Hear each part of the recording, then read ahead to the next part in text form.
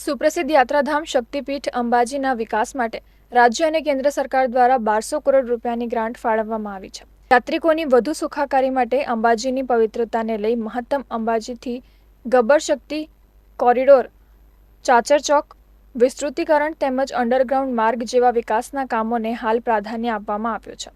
જેને લઈ આ કામગીરીમાં નડતરરૂપ સરકારી ઓફિસો તેમજ ખાનગી રહેણાંક અને દુકાનોને ડિમોલેશન કરવાની કામગીરીનો પ્રારંભ કરવામાં આવ્યો છે.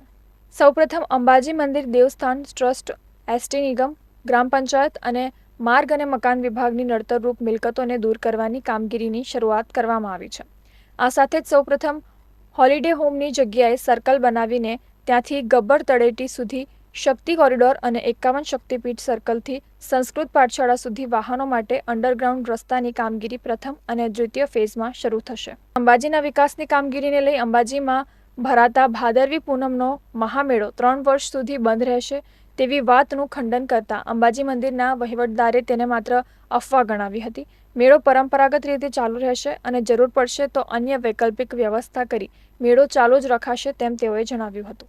એ બસ સ્ટેન્ડ જે આપણું 51 શક્તિપીઠ સર્કલ છે ત્યાંથી જૂના નાકા સુધી આપણે અંડરગ્રાઉન્ડ રસ્તો અને શક્તિદ્વારની સામેથી ગબ્બર સુધીનો જે રસ્તો બનવાનો છે વોકવે, એ કોરિડોર આખો એ કામગીરી શરૂ થશે.